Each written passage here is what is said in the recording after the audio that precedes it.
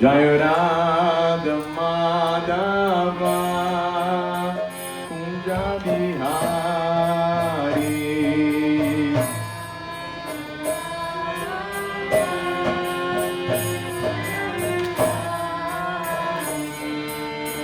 Gopi Janavallabha Girivaradari.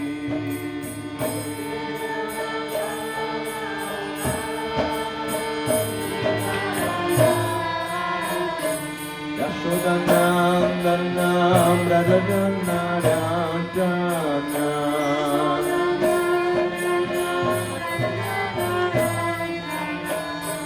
Yamuna Tira Manachari.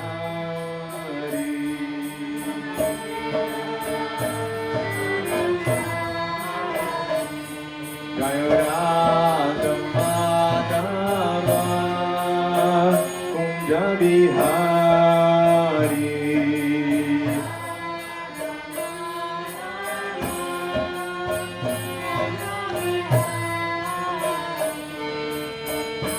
Gopi Janavallabha Girivaradari.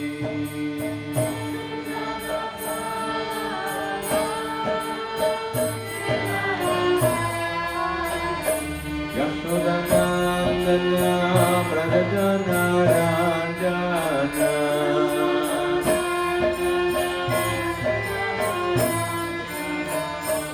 Yamuna Tira Manachari.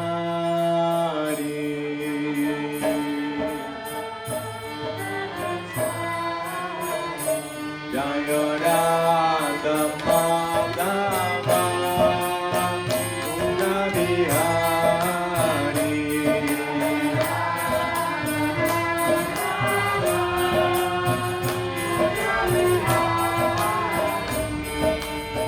Gopi Janavallabha Girivaradari.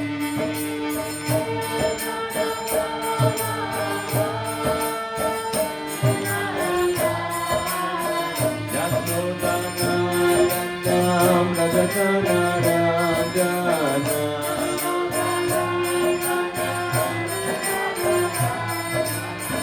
Yamuna Tira Manachari.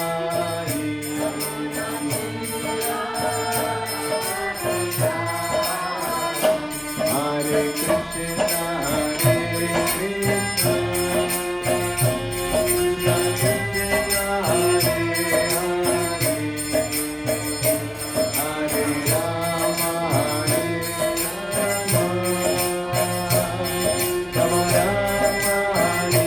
Rama Rama,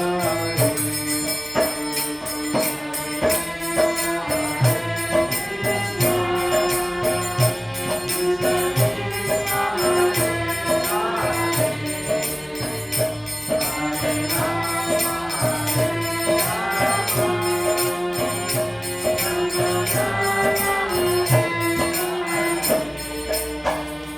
Hare Krishna, Hare Krishna, Krishna Krishna, Hare Hare, Hare Rama, Hare Rama, Rama Rama,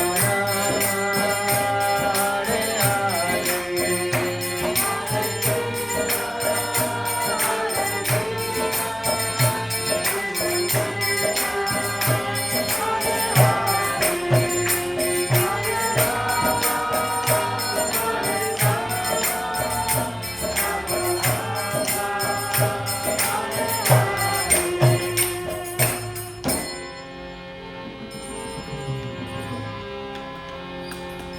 Jai, Hare Krishna. Então, boa noite a todos. Eu escolhi hoje um verso bem legal, que é o verso 15:15 da Bhagavad Gita. Esse aqui tá aumenta aí, por favor, a primeira aí. Né? Aumenta então no geral, no máximo. Não, aqui em cima mesmo. Esses dois últimos vermelhos. Achou? Oi. Oi. Tá bom. É porque depois de falar ontem 2 horas, falar hoje mais um pouquinho, a voz já era. Mas esse verso é muito legal, esse capítulo é o capítulo 15 da Bhagavad Gita, é uma seção bem importante da Bhagavad Gita.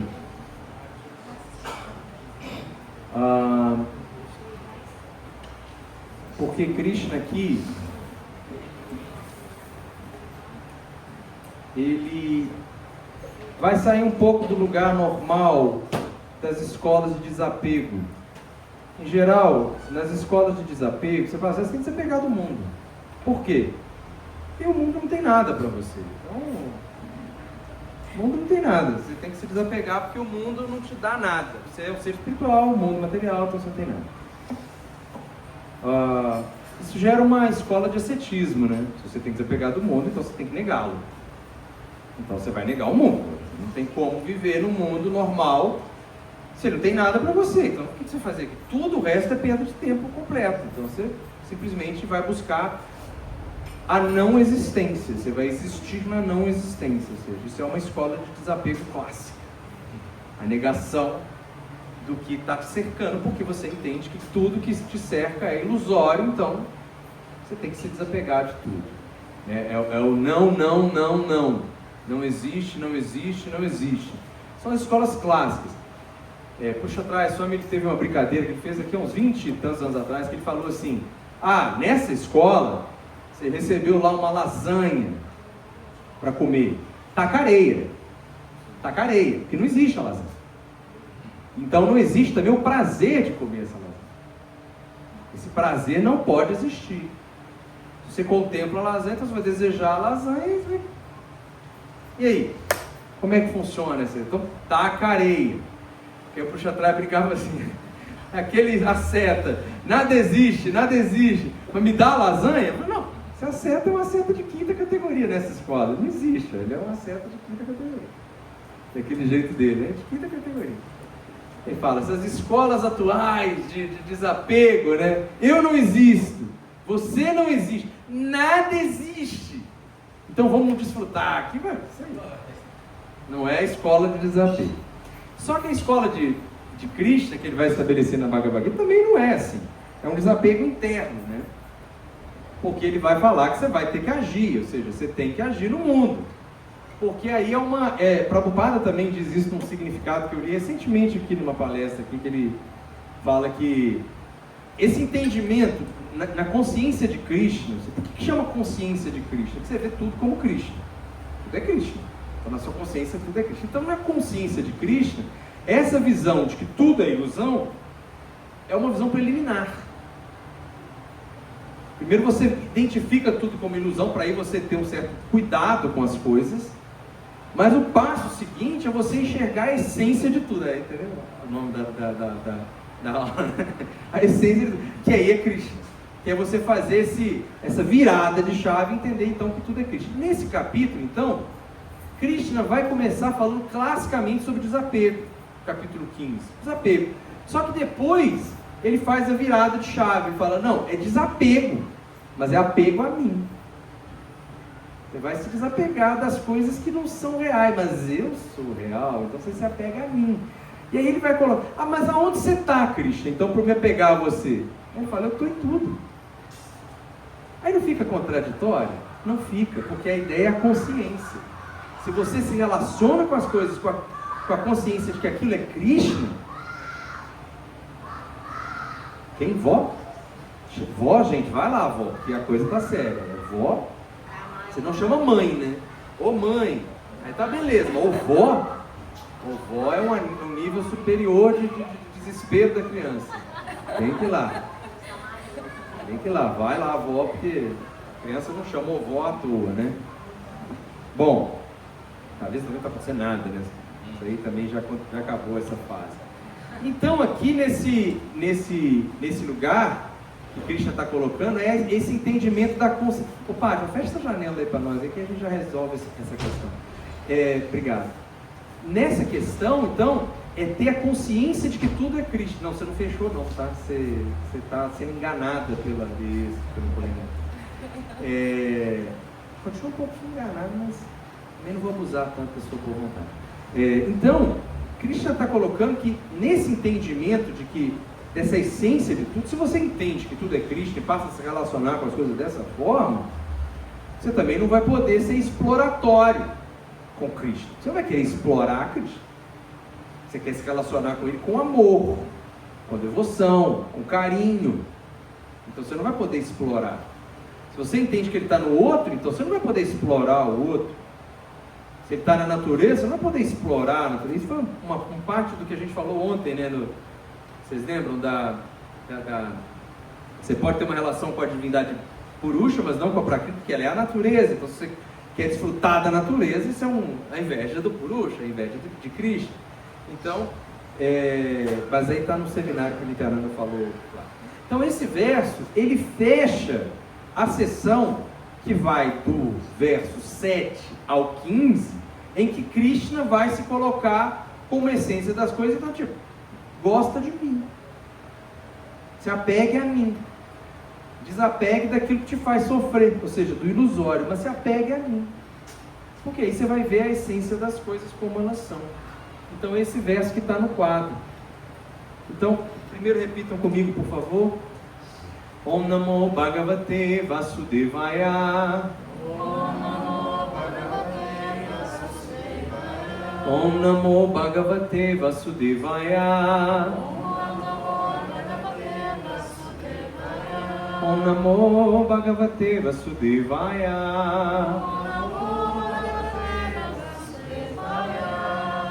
Sarvasya Chaham Hridi Sanivishto.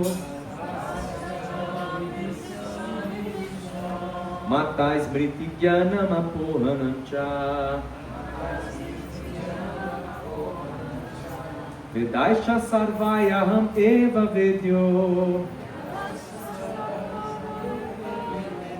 Vedanta Krit Veda Viteva Chaham.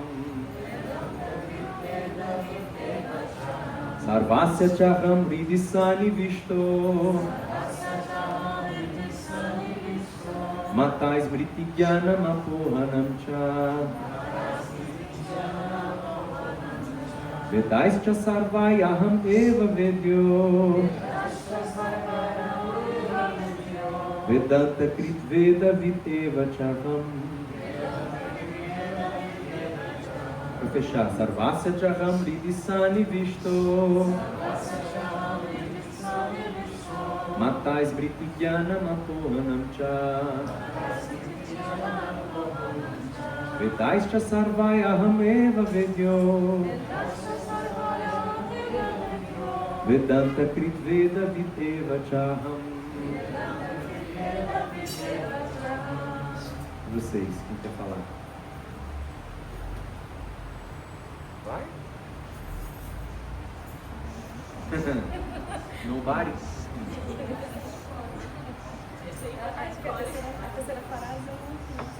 Então vamos ler a tradução palavra por palavra. Sarvasya, de todos os seres vivos. Cha, e, aham, eu. Hridi, no coração. Sanivishto, situado. Mataha, de mim. Smriti, lembrança. Jnanam, conhecimento. Apohanam, esquecimento. Cha, e, Vedai, através dos Vedas. Cha, também.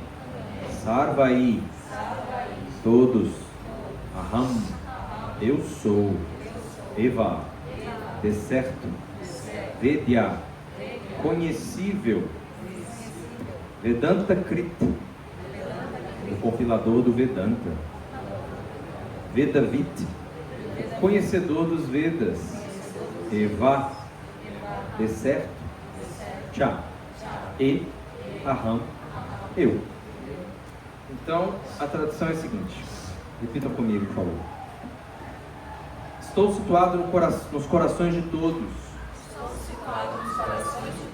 E é de mim que vem a lembrança, o conhecimento e o esquecimento. Através de todos os Vedas, É a mim que se deve conhecer. Na verdade, sou o compilador do Vedanta. E sou aquele que conhece os Vedas. Vou ler de novo sozinho. Estou situado nos corações de todos e é de mim que vem a lembrança, o conhecimento, o esquecimento. Através de todos os Vedas é a mim que se deve conhecer. Na verdade, sou o compilador do Vedanta e sou aquele que conhece os Vedas. Significado Srila Prabhupada. Jaya. Senhor Supremo situa-se como Paramatma nos corações de todos. E é Ele que dá início a todas as atividades.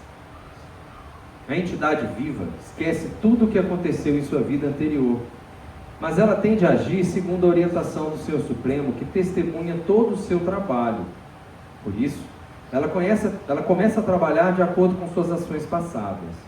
O conhecimento necessário lhe é suprido, assim como a lembrança, e ela também esquece sobre sua vida passada.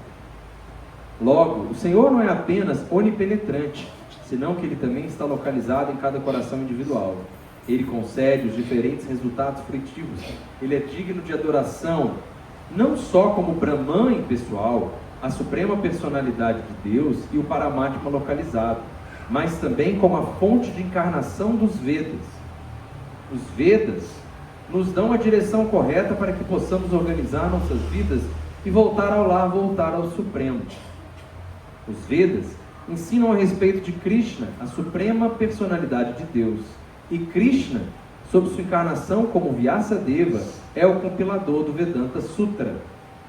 O comentário que Vyasadeva faz acerca do Vedanta Sutra no Srimad Bhagavatam dá a verdadeira compreensão do Vedanta Sutra. O Senhor Supremo é tão completo que, para ajudar a alma condicionada a salvar-se, fornece e digere o alimento, testemunha sua atividade e dá o conhecimento sobre a forma dos Vedas. E sendo a suprema personalidade de Deus, Shri Krishna, ele ensina a Bhagavad Gita. O Prabhupada falou isso aqui de digerir e tal, porque Krishna falou isso em versos anteriores. Ele é digno de ser adorado pela alma condicionada. O Prabhupada, ele tem essas coisas nos significados dele, né? Aí ele está falando aqui dos pontos bem técnicos, ele deve, por conta disso, daquilo, daquilo. Aí do nada ele solta assim, que Krishna é muito bonito, sabe? Ele põe ali esse lado de relação, né? E aqui ele fala, assim, Deus é muito bom, muito misericordioso. Ou seja, porque Ele está te ajudando, olha aí. Se não fosse por Ele, nem comer, você comia. Aí ele vai, Anta pravista shasta gyananam. Tão logo abandona o seu corpo atual, o ser vivo esquece o que passou, mas volta o seu trabalho, impelido pelo Senhor Supremo. Embora ele esqueça, o Senhor lhe dá a inteligência para retomar seu trabalho a partir do ponto onde ele o deixar em sua última vida. Assim, a entidade viva não só goza ou sofre neste mundo conforme o que lhe é imposto pelo Senhor Supremo, situado localmente no coração, mas também recebe dele a oportunidade de compreender os Vedas. Se alguém leva a sério a compreensão do conhecimento védico, Krishna lhe dá a inteligência necessária. Esse é um ponto que é muito importante dentro da Bhagavad Gita, né? Inteligência, né? Krishna vai falar de Buddha Yoga, a iluminação da inteligência. A inteligência aqui não é a pessoa saber perfeitamente o sânscrito, conhecer trocentos versos das escrituras, ou ser um matemático, ou uma coisa assim, né, que tem ali um QI altíssimo e tal, um gênio da lógica, etc. Não, a inteligência aqui é ler o Bhagavad Gita e entender o propósito. É saber qual que é o objetivo dos Vedas. E aqui Krishna está falando, o objetivo dos Vedas é me conhecer. Então, inteligência nesse caso, o que é Buddha Yoga na Bhagavad Gita? É isso. Entender quem é Krishna. Entender que Krishna está situado em tudo, que ele é onipenetrante, que tudo existe porque ele existe, ou seja, porque existe uma causa de todas as causas. Isso é uma coisa que é muito, dentro de uma certa lógica, é a coisa mais lógica que existe. Tudo que existe tem uma causa, nada existe do nada, nada simplesmente brotou. Nunca aconteceu isso. Então a ideia é, existe algo que é a fonte. Porque se você vai voltar na origem da origem, você vai ter que chegar em algum lugar. E aí, os Vedas vão falando, esse lugar que você quer chegar como a origem de todas as origens, a causa de todas as causas, a verdade por trás de todas as verdades, é Krishna. Porque é uma questão que Prabhupada discutia com os cientistas, né? Os cientistas naquela coisa do Big Bang, Prabhupada falou, olha, o Big Bang é bem védico, tá? O Big Bang é bem védico, essa coisa de que você tinha um ponto, dali emanou todo o universo, isso aí é bem védico. A gente aceita, mas a gente entende que esse ponto inicial é Vishnu. E de Vishnu emana os universos. Ah, mas a gente acredita que são os elementos... Cara, mas assim, se você entender que são elementos químicos luminares e explodiram, ainda assim você não chegou na causa desses elementos químicos. Você ainda não foi na raiz. Eles estavam lá? Como que eles chegaram lá? O que existia antes dele? O que criou esses elementos? O que fez com que eles se combinassem a ponto de se explodirem, se expandirem, estarem em expansão e se organizarem de forma tão organizada?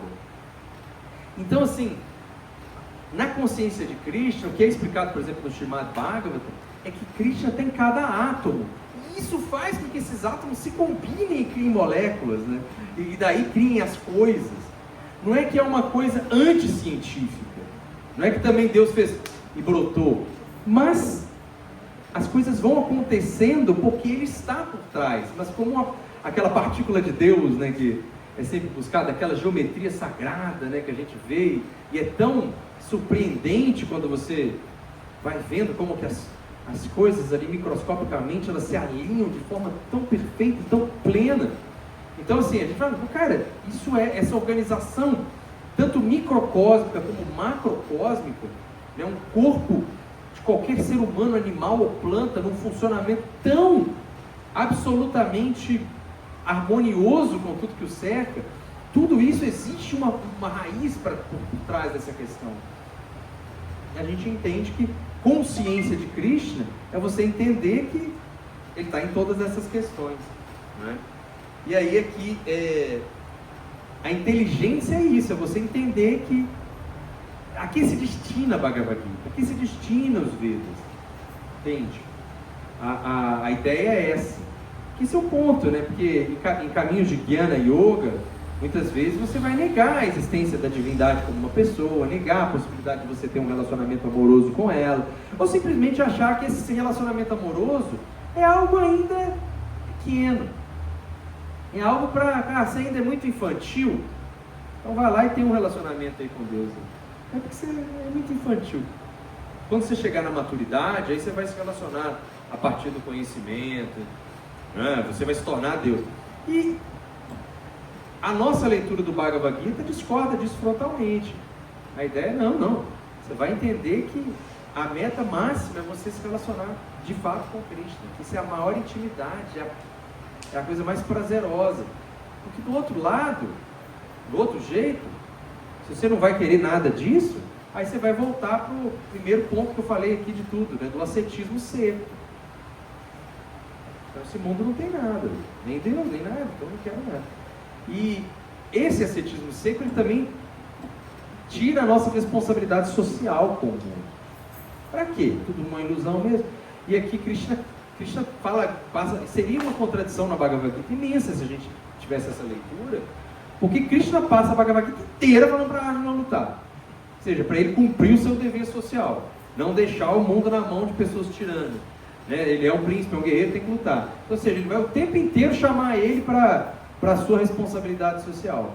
Então, ou seja, porque ele está casando essas duas coisas. Faça isso, haja socialmente, mas com a consciência de mim, porque você me ama. E aí você me entende, você entende que eu estou por trás de tudo isso aqui. E aí o Prabhupada está falando muito disso, né? Que Krishna dá essa lembrança e também o esquecimento. Você vê aqui que as dualidades todas ele coloca na mão de Krishna. Sua essência é de tudo. Ele fala, a pessoa vai sofrer e vai desfrutar. É a lembrança e o esquecimento. Não é só a lembrança. Não é só aquilo que é legal. Não, tudo emana de Krishna. Então vamos continuar. Se alguém leva a sério a compreensão do conhecimento védico, Krishna lhe dá a inteligência necessária, que é o que a gente falou, né?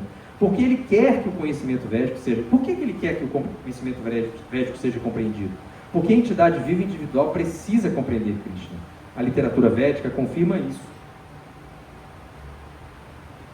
Yosso Sarvai, Vedai Gyate.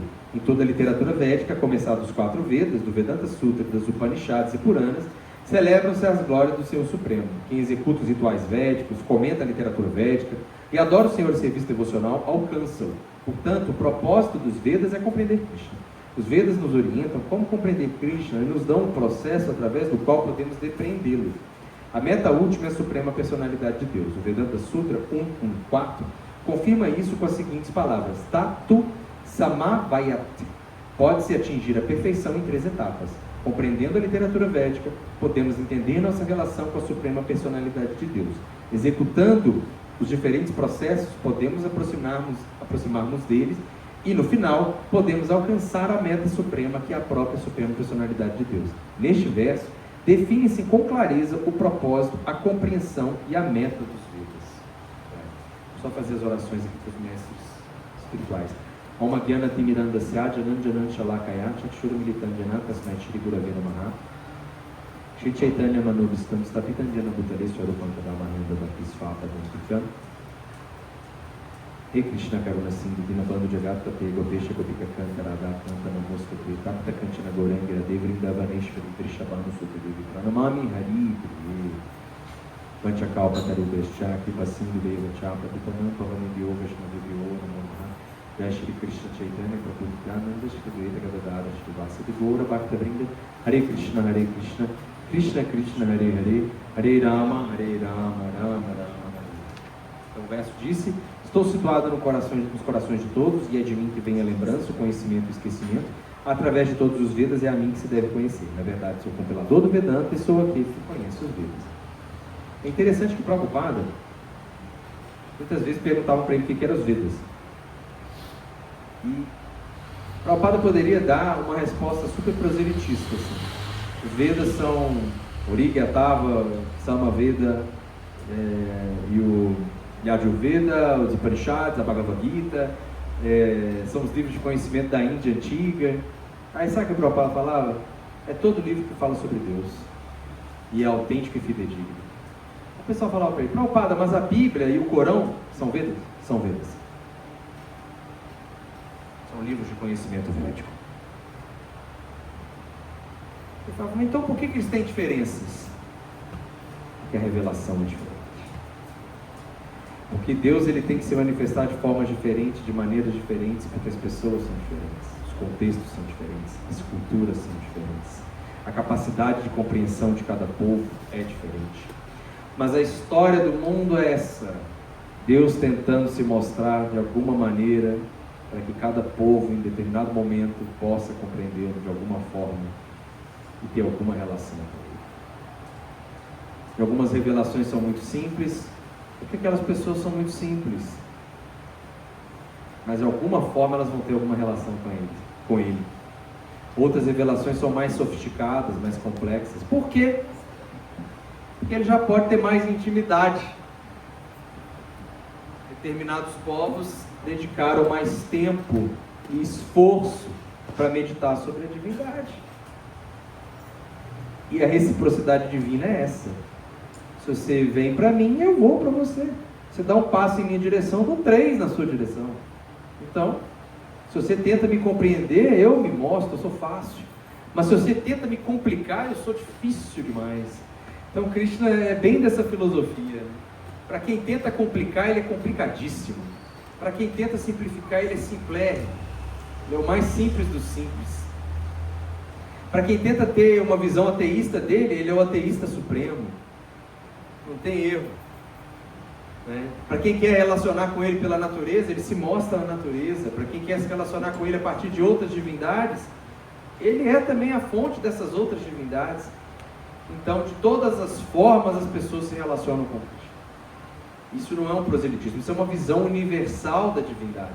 De entender que a divindade, se ela é absoluta, ela não pode ter limitação, ela não pode ser limitada por uma cultura, ela não pode ser limitada por uma revelação, ela não pode ser limitada num tempo, num espaço, num registro histórico, num recorte da história.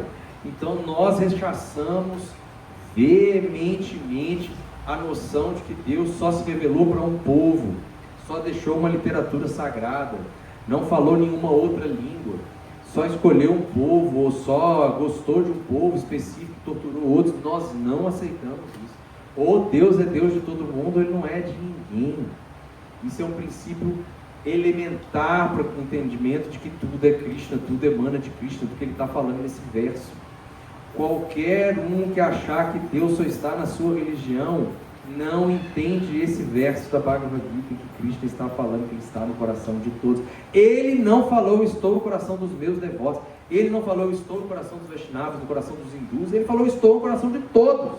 E o tempo inteiro ele fala assim na Bhagavad Gita. O tempo inteiro ele não escolhe povo, ele não escolhe nem dentro do exército que ele estava ali, que era uma batalha. Ele falou, estou no coração seu, tá? Seu, dos seus irmãos, da sua família. Esse eu gosto, o resto vai morrer. O resto ia morrer, mas nem assim ele falou que ele não estava ali com eles também, porque ele estava com eles. Então essa é a essência da Bhagavad Gita também. A Bhagavad Gita, por isso que Prabhupada, quando a gente vai se deparar com determinados ensinamentos de Prabhupada, quando ele fala lá com o padre, eu não quero que você se converta, não. Canta os nomes de Cristo aí, canta os nomes de Deus na sua tradição, não tem problema. Só estou falando para você cantar. Você se dedicar a Deus com carinho, com essa devoção, com amor. Essa não tem nada para... E aí, lógico, tinha pontos ali de teológicos que poderia ter discussão, mas ele não buscava esse embate, não. Não buscava, porque a Bhagavad Gita não traz esse elemento. Não traz esse elemento proselitista. A gente que tem, porque a gente tem diferenças nas linguagens, nas possibilidades. Agora, é uma questão que eu estou falando que cada revelação, de fato, tem um nível de intimidade A, B, ou C, ou D. Tem religiões que não tem Deus. Deus não existe. Tem religião que tem Deus, mas você não vai poder ver Ele. Ele não se mostra para ninguém. Esse é o conceito. Perfeito, cara. Ali ele não podia mostrar, tá ótimo. Tem outras religiões que ele se mostra, mas se mostra em coisas abstratas. Tem outras compreensões em que ele é muito pessoal. Que ele é pai, que ele tem rei, que ele tem morada, que ele tem nome, que ele é belo, que ele é misericordioso, que ele é clemente.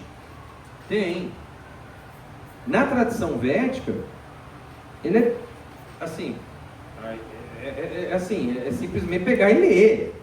Aqui não é nenhum proselitismo meu, não. Eu me lembro quando eu falei isso com você ontem, né? Eu estava há muitos anos atrás, quando eu comecei a vir no templo, né? Aí, mas quem é Deus? Olha, nós temos uma visão de que Deus ele tem muitas formas de se mostrar. E que a forma mais íntima de todas é aquele casal lá, Radha e Krishna. É um casal? É um casal. Mas já é muito complicado, né? Tá vendo? Complicado para quem quer complicar, né? A gente não achava complicado, não, achei bem lógico, assim, masculino e feminino, tá perfeito. É um casal que namora, a gente quer que namorar, eles estão lá namorando. Eu achava aquilo perfeito, assim, então tá tudo certo. Um casal, tá ótimo. Não, tudo bem, se você não quer essa ideia, que é mais sofisticada, a gente entende que ele é esse garoto aqui, ó, pena de pavão, ó. Cara, aí você quer me falar que Deus é um menino, cara, como é que é então? Você acha que ele não pode ser assim? Por quê? Porque você não quer que seja. Porque você, do auge da sua inteligência, glória e iluminação, acha que Deus não pode ser de um determinado jeito, tem que ser de outro. Ele tem que caber na sua capacidade de imaginá-lo. É isso que você está me dizendo. Então, que ele não pode ser assim, porque você acha que ele não pode. Muito iluminada a sua pessoa. Nunca mais conversamos sobre esse assunto assim. Porque não tem argumento. Vai falar o quê? Esse povo que deu 108 mil nomes para a divindade. Vocês percebem o tamanho desse negócio? A língua não é uma expressão do que a gente entende do mundo. A gente não se expressa pela língua. O português não fica lá todo prosa, que ele tem a palavra saudade, porque ele entende esse sentimento, ele se expressa assim. Aí você vê lá uma língua que, as línguas lá de povos que vivem muito no mar, então os caras têm um monte de termo para falar de mar, de praia, de não sei o que a gente não tem. Eles estão muito mais sofisticados para falar aquilo. Por quê? É como eles compreendem a sua realidade. É como eles compreendem a sua realidade. Então nós estamos falando de uma tradição religiosa em que um povo deu 108 mil nomes para a divindade. Para Vishnu, para Shiva, mais tantos mil nomes, para Radharani, mais tantos mil nomes. Por quê? Olha a necessidade de qualificá-los.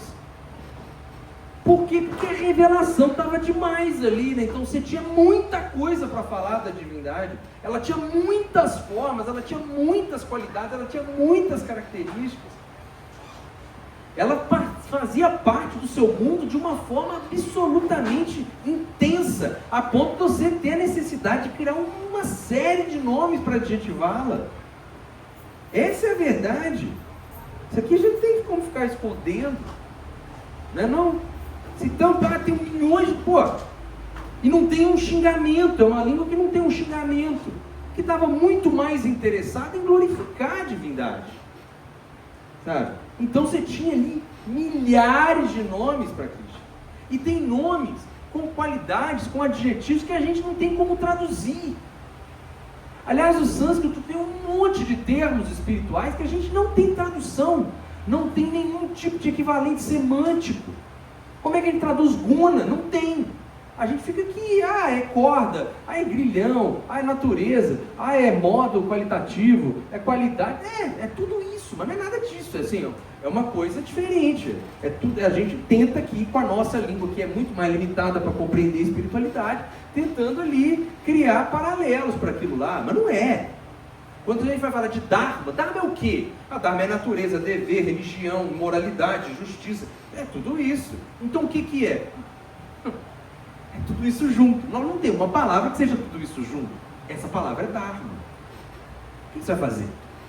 Você tem que fazer, você tem que olhar e estudar com muita sinceridade e até humildade para entender ali, sem nenhum colonialismo, né? Saber que, daqui está vindo uma coisa diferente. Aqui está vendo uma coisa. Então, se esses caras que têm 108 mil nomes para Deus falar que ele é desse jeito, pare e olha, mas por que não pode ser? Que eles não falam só que é um garoto negro com uma pena de pavão. E tem um monte de outras formas. Até um porco ele é. Domingo passado, o Naracinha estava falando que um porco. Como que Deus pode ser um porco? E se ele não puder ser, que Deus é esse?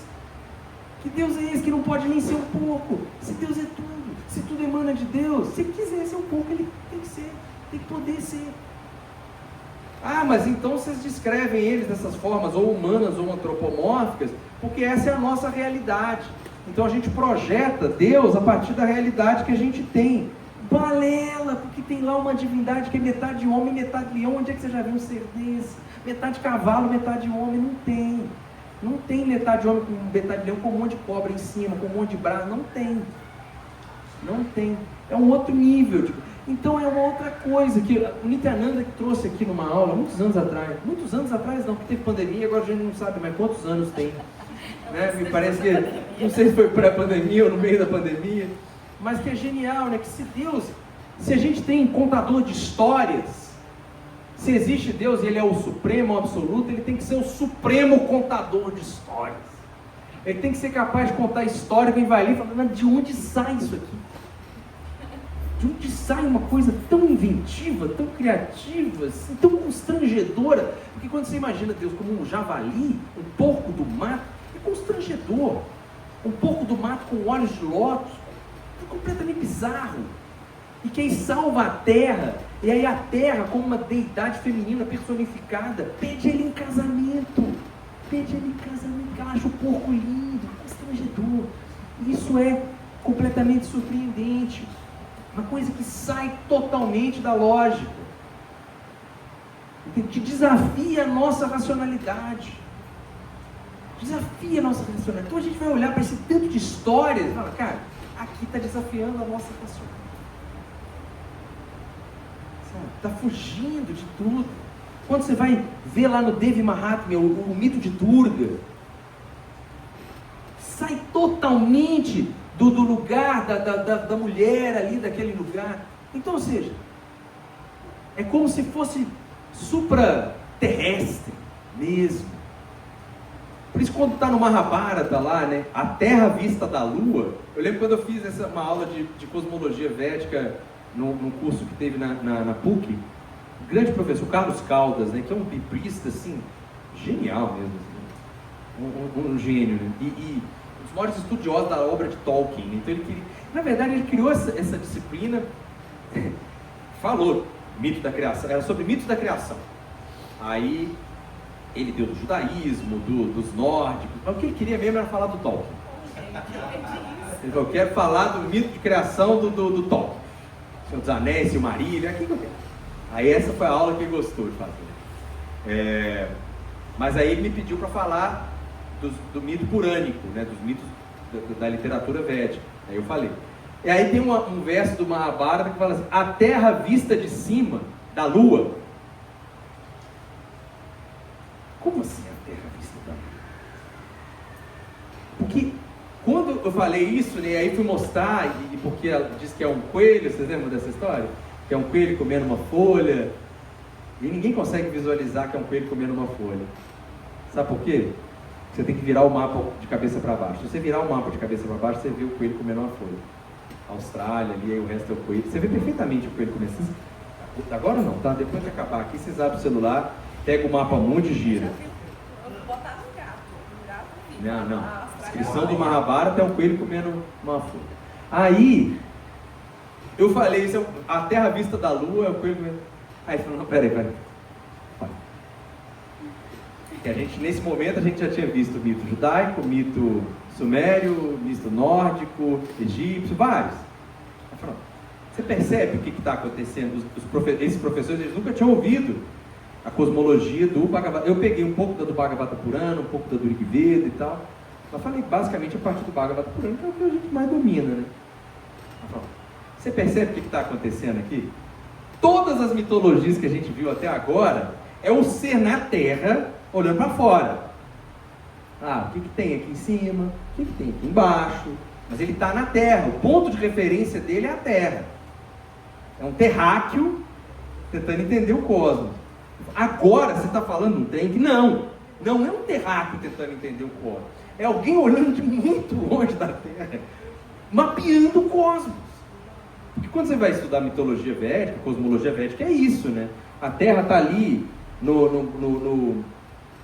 na meiuca ali, e aí tem dimensões superiores, dimensões inferiores, e ela é uma bolinha lá, num disco gigante, que é a dimensão intermediária, que tem a haste, que aí é comum em muitas mitologias, né?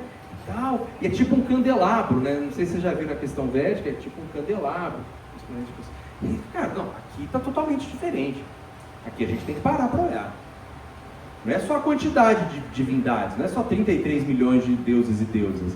É essa sofisticação ao descrever a cosmologia, a criação.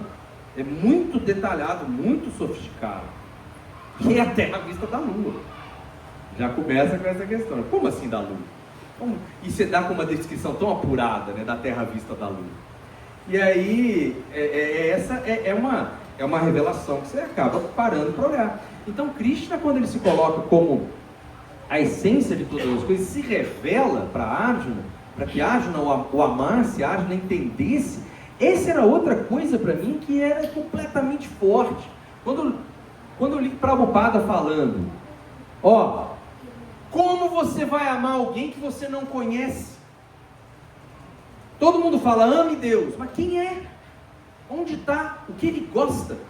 Como você vai amar alguém que é um desconhecido? Se eu falo para você, ame a fulana que está lá do outro lado do mundo, quem é?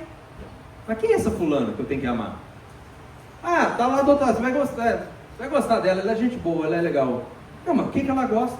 Como é que eu vou me relacionar com ela? Trocar ali amizade, presentes, trocas amorosas, o que ela faz?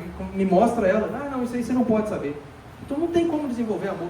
Aquilo explodiu minha cabeça, assim, do jeito, falei, cara, e como que eu nunca tinha pensado nisso? Como é que eu vou amar uma coisa que eu não sei o que é? Isso não acontece em nenhum lugar. A gente só se... Tudo bem, é um salto no escuro, é um salto de fé, né? Várias tradições vão entender isso, é um salto no escuro, um salto... E aí você vai dar esse salto no escuro e Deus vai se revelar para você, e Ele vai fazendo você percebê-lo. Mas isso é um ponto místico, né? Esse salto no escuro que Deus vai se revelar para você e tal, é uma vivência mística. A religiosidade popular e tudo, é pouca dessa vivência mística que a gente realmente vai ver, sim, a pessoa tem uma compreensão. E aí, então, cara, aqui você tem, cara, eu falei, caramba, peraí. Aí eu vi lá nos Hare Krishna, falei, olha, começando a vir aqui nos Hare Krishna, né? Eu posso até achar um pouco exótico a visão que eles têm do que é Deus, mas ele tem uma visão, né? Tem quem é, tem o que faz, o que gosta, o que veste, como se comporta, traços de personalidade, tem tudo isso, né? Ah, mas eu não quero essa, tá bom, beleza, mas ali tem. Ali tem. E não é teórica apenas, porque você tem também uma outra coisa essencial, é que é a vivência de pessoas da tradição que tem uma experiência real e concreta com essas qualidades, essas características e essas personalidades exibidas por Deus, por Cristo. Aí você olha, não é só mais um blá blá blá. As pessoas estão ali vivendo e tendo essa realização. E não é uma ou outra, é muita gente. Muita gente. Isso foi uma coisa que sempre me cativou, assim, falei, ué, tem muita gente que tem uma experiência prática com Krishna, né? Que já teve uma... gente comum, não é assim, né, um São Francisco de Assis, uma Santa Teresa d'Ávila, um São João da Cruz, é gente, é Mirabai, não, é gente. Eu lembro uma vez de conversar com a Arasa Paraina, e a Arasa estava com muito dor nas pernas, estava com muita dor nas pernas, estava bem das pernas. E ela teve um festival, e aí que ela ficou no Pujari durante horas e horas e horas e horas. E aí ela saiu, Jamastami, né? Então ela saiu do Pujari, tipo 11 horas, e falou para mim, Shri Krishna, eu não senti dor nenhuma. Não tive dor nenhuma. Graça, você percebe que isso é uma experiência mística? Só que na simplicidade dela, ela não, que bobeira. Imagina. Ah, tá, então como que você conseguiu ficar horas e horas e horas no Pujari sem sentir dor nenhuma? Sendo que você estava sentindo dor a cada 15 minutos aqui fora. Aí ela fala o quê? Ah, não, misericórdia do Senhor Jagannatha. Misericórdia da deidade. Ou seja, então você sabe que é uma experiência mística. Não, bobeira, não. Nada de mística, não. Mas porque a gente às vezes glamoriza essas coisas, mas essas experiências estão aqui, ó.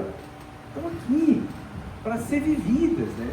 Que é aquela frase espetacular do George Harrison no prefácio do livro de Krishna, que aquilo também, quando eu li, me chocou profundamente.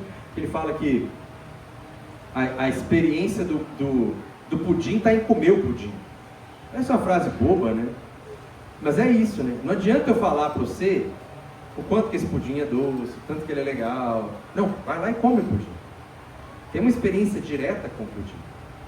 E ele está falando, Krishna está aqui agora, você pode ter uma relação com ele aqui e agora, dançar com ele, brincar com ele, falar com ele, vivê-lo. E aí depois no final do texto ele fala isso, a experiência do pudim está em comer o pudim, o sabor do pudim está em comê-lo. Ou seja, a pessoa vai ter que ter essa experiência. Isso é uma questão fundamental dentro de toda a tradição védica, na verdade, não só dentro da nossa tradição de Bhakti, né? Que na tradição védica a pessoa precisa ter uma experiência mística, concreta com a divindade. Ela passa por isso necessariamente. Ah, eu não quero. Bem, não é obrigatório, pode ter uma experiência, só ficar na fé, mas ela dá meios, métodos para você viver essa experiência. Isso eu acho que é uma coisa muito interessante. E aqui Prabhupada falou dos caminhos para isso, o caminho de Bhakti, o caminho da busca do conhecimento, mas entendendo então que o objetivo de toda a revelação espiritual, seja ela em qualquer tradição, é conhecer Deus como uma pessoa. No final ele está dizendo sobre isso, né? É ter essa compreensão teísta de Deus, né? De que ele existe enquanto pessoa e que a gente pode ter uma relação com ele. E acho que aí também, acho que foi semana passada, no Nityananda, no festival de Nityananda, que na palestra Nityananda falou isso, né? Que você compreender que ele não pode ser uma pessoa, aí é simplesmente uma limitação que a gente coloca sobre Deus que é incabível, porque ele não pode ter limitação, gente. Nós somos pessoas e ele não pode ser, então, porque nós queremos que ele não seja, porque a gente quer ser superior a ele, alguma coisa, o que é o nosso ponto? A gente quer que uma coisa eu posso e ele não pode. Ou seja, ele não pode ter limitação nenhuma. Então ele jamais está limitado a uma cultura, a uma revelação, a uma qualidade apenas, a um povo, a uma língua, a um planeta, né? A gente entende pelos Puranas que Deus se manifesta em todos os locais dos universos, né? Que na realidade védica ela é multiversica e cheia de dimensões em cada um desses universos. Então que a manifestação de Vishnu, de Krishna, é multidimensional, multiversal e para que todos os povos do universo de alguma forma compreendam. Que essa é uma outra coisa que eu vejo muito no YouTube, né? Vocês já viram isso? Se acharmos vidas em outros planetas, a religião deixa de ter qualquer propósito. Vocês já viram isso? Toda hora. Você já viu isso toda hora, né? Cai para você, o algoritmo achou que você gosta, né? Achou que eu gosto também. Eu vi um desse, agora todo dia tem lá. Se a religião acharmos vidas em outros planetas, a religião não tem propósito. Vedicamente é uma bobagem isso. Porque os Vedas falam de vidas em outros planetas e de várias raças, e raças que existem nesse mesmo planeta que a gente está, mas em outras dimensões. É isso, é uma revelação muito complexa. É uma revelação muito complexa, muito intensa. E que é incrível a gente pensar que toda ela existe para que a gente possa se apaixonar por Krishna, né? E se dedicar assim, a entendê-lo e amá-lo, e aí sim ver a essência dele por trás de tudo, permeando as nossas relações, os nossos propósitos, e tudo passa a fazer sentido também, né? Se a gente pensar bem, se a gente fosse sem isso, qual que é o sentido das coisas? Uma sucessão de fatos aleatórios que vão levar a gente para a morte? Né? Só isso. Ficar nessa, agora é o Trump, agora vai voltar os democratas, agora vai voltar os republicanos, agora, vou falar o exemplo americano, que no Brasil dá muita polêmica, sabe? Vai isso, aquilo, e aí você vai entender que na verdade nem são eles eles são ali os fantochinhos, né? Que tem Big Techs, Big Money, Big Oil, Big isso, Big aquilo. Eles estão ali o fantochinho. Quem viu o filhinho do Elon Musk falando com o Trump, viu isso, né? Vocês viram isso? O filhinho do Elon Musk, lá no salão, o filhinho, olha pro Elon Musk e fala, sai dessa cadeira aí, você não é o presidente, meu pai que manda. Fala pro Trump, eu falei pro Elon Musk, fala pro Trump. Manda calar a boca, né? Sem educação. Ou seja, se o Elon Musk é ruim, imagina o filho dele, né? Imagina como é que vai ser esse guri, né, cara? Vai ser o guri, assim, vai ter saudade do Musk. Olha onde a gente... E assim, tudo isso vem e vai, né? Assim, mas existe uma essência por trás de tudo, né? Isso também está muito dentro do que Bhaktisiddhanta falou para Prabhupada, quando Prabhupada buscou pela primeira vez seu mestre espiritual, né? E ele ali na luta pela independência da Índia e tal. E aí Bhaktisiddhanta falou, olha, se a Índia é dependente da Inglaterra ou independente, se a gente não compreender o verdadeiro propósito da vida, a gente vai continuar sofrendo em qualquer uma dessas circunstâncias. Se a gente não compreender para que a gente se destina realmente, a gente vai continuar sofrendo. Essas coisas historicamente são pequenas, mas a nossa existência aqui, aí é bem mais complicada. Certo? Se alguém tiver qualquer pergunta, comentário, insatisfação, a hora é agora, antes da gente jantar. O Cássio já vai descer para pegar o suco. Como disse o Chandrabhuka, quando sobe o suco, acabou.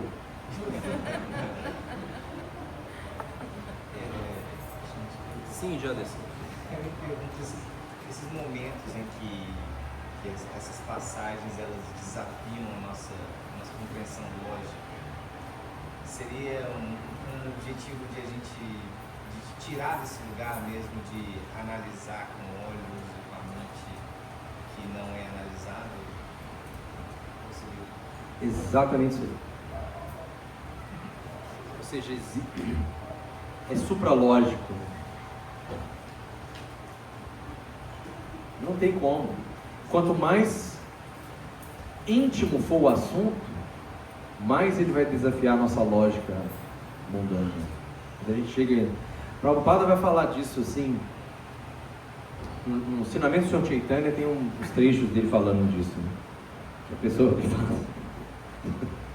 Se a pessoa tem filosofia, é legal. Mas para ela entender, por exemplo, a filosofia das gopis, é outra lógica. Não é essa mais. Mas é a questão que Krishna diz. Prabhupada vai falar no significado. Se a pessoa vai tentando compreender o conhecimento védico, Krishna vai dando inteligência para ela. E esse é o tipo de inteligência que ele vai falar no capítulo 10. Né? Para aquele que tenta me compreender, eu dou a inteligência pela qual ele pode vir a mim. Inclusive, de entender essas sutilezas teológicas, essas sutilezas do relacionamento com Krishna, de possibilidade do relacionamento, porque essa é uma compreensão que ela não pode ser pela nossa racionalidade.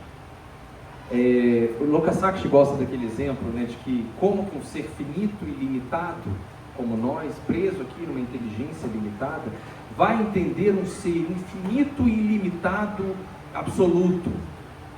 Não tem como. Logicamente não tem como. Que falavam aquilo antigamente, você é de Belo Horizonte? Sim. Que eles falavam que é fazer Belo Horizonte caber dentro de Sabará. Não é verdade? Você não tem como fazer isso. Você não tem como fazer uma coisa grande e caber dentro de uma coisa pequena. Logicamente não tem como. Só que tem uma outra lógica. Se Krishna não for capaz de fazer isso, ele também não pode ser absoluto. Ele tem que ser capaz de ser compreendido por você. Ele tem que caber na sua compreensão. Ele tem que ser capaz de alguma forma, ser compreendido. Ele tem que ser cognoscível. Não tem como. Porque se ele for nesse nível de esotérico, ou seja, impossível de ser compreendido, porque nós somos limitados, então o limitado é ele, que não fez se entender. Ele tem que se fazer entender. Então, de alguma forma, ele vai se fazer entender, se for o seu desejo. Isso é o que ele fala na Gita também. Eu não obrigo você a me entender, não. Se você não quiser me achar, eu não me mostro. Se você quiser achar que eu não existo sem problema. As religiões, por exemplo, que querem lidar com o manifesto, o monismo, ele não está lá. Beleza, não tem problema. Não vou obrigar ninguém. Mas se a pessoa quer compreendê-la, então eu te dou as chaves para você poder entender. Eu te dou esse tipo de inteligência que é muito específico, que é para você fazer algo que seria impossível humanamente, mas que não pode haver impossível para Cristo, não pode haver uma limitação para Ele. Essa é uma outra chave de leitura também, que a gente não tem. E geralmente você vai entender que não, é impossível mesmo. É o mistério. Ele não pode ser compreendido, ele não pode ser revelado, ele não pode ser revelado. Mas ele fala, mas se ele não pode, então ele tem limitação. Ele não pode ter um não pode. Então ele se mostra de alguma forma. Então, essas coisas que desafiam a lógica, em um determinado momento, elas não desafiam mais. E aí a pessoa se diverte com aquilo. Porque ela vê como que Krishna é faceiro, como que ele é divertido, sabe? Como que ele faz as coisas que a gente... Pô, quem quer? Krishna é muito engraçado. Parece que é tipo assim, justamente, experimenta o pudim, para de ficar olhando para ele, se entrega, sabe? Se diverte. Se diverte. E por isso que, eu estava até falando ontem isso, né? Que num estágio do relacionamento com Krishna, nesses níveis, a gente só consegue pela arte. É a partir do canto, da dança, da poesia. A literatura é toda uma poesia, né? A gente sabe, esses versos são cantados, são poéticos. É só a partir da arte, porque pela filosofia não dá mais. chega um ponto que é só pela estética, sabe? Por isso que Rasa, né, nesse livro aqui, o Néctar da Devoção, Rupa Goswami, ele faz todo um tratado sobre Bhakti Yoga a partir do Natya Shastra, que é o livro da arte, da dança, do teatro. E aí ele vai comparar as emoções que você tem no teatro, ele faz um paralelo com as emoções que você tem em Bhakti. E aí ele vai falar que, de uma certa forma, você vai performar essas emoções. Ou seja, teatro é a partir da arte desse tempo. Justamente eu ia falar isso mesmo, que você falou ontem, né? Que uma forma de entender essa relação é a partir da estética, né? Que é o que a Shax fala. E aí eu me pergunto, né, se acaso não seria não só a estética, sino essa ideia da estética da existência que trabalharam os gregos, talvez inspirados no conhecimento védico, que é a relação ético-estética. Ético-estética, não só a estética como o velo, como a forma, sino a relação ética, que seria também o que se desenvolve, né, a relação ética com a vida, a moral, né, os yamas, mas uma relação estética, ou seja, uma ração. Porque essa parte da estética já é o final da coisa, a parte ética é toda a base, ela é inegociável. Quando o Krishna vai falar a Gita, ele não vai falar para não, você tem que ser uma boa pessoa, você não pode fazer, porque isso aí não é nem um ponto mais, porque isso já era inegociável. Você ser uma boa pessoa, caridosa, justa, ética, não violenta, isso é inegociável. Aqui o Gita já começa com isso aí como a base. Não tem, não faça isso, você não pode matar, você não pode. Não, porque isso aí já, cara, não tem nem que discutir isso aí.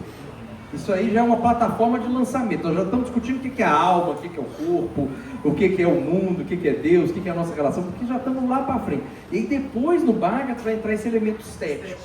E é interessante porque os gregos desenvolvem a estética da existência e tem um conceito legal que Foucault vai desenvolver isso nessa parte espiritual, que é a vida como obra de arte.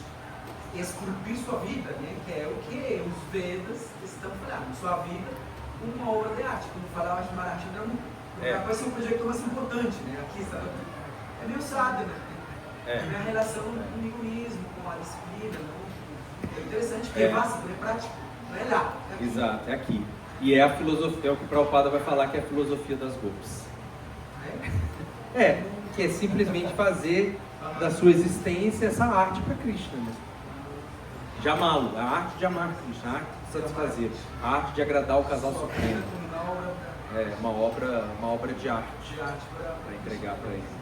E tem que ser bonita, né? Como o Prabhupada falou, Krishna não gosta de coisas feias. Em todo sentido, né? Só na forma, tudo. A desconstrução moderna sobre a estética não faz parte da ideia védica de arte, não. Obrigado, gente. Vamos agora honrar a praçada. O Matheus fez o jantar hoje. Semana que vem estamos de volta. Depois, na outra semana, tem o Shivaratri. Antes do Carnaval. Hare Krishna, Shila Prabhupada aqui. Já.